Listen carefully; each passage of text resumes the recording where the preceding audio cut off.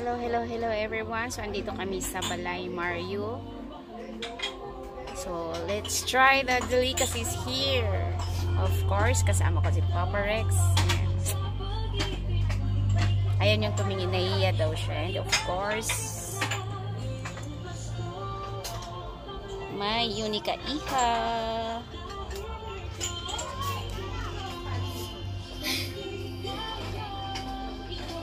So, first time kong pumunta dito.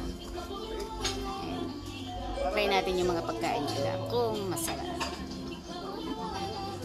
So, papunta po kami ng Nuvali and unfortunately, naabutan po kami ng gutom.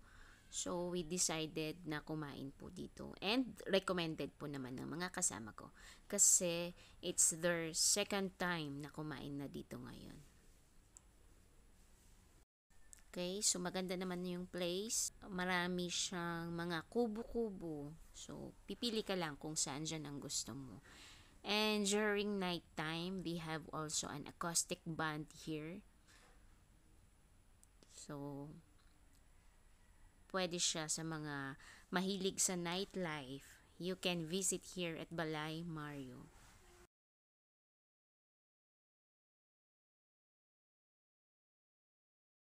Okay, so meron din silang available na songka-songka na pwede nyong laruin habang naghihintay ng pagkain.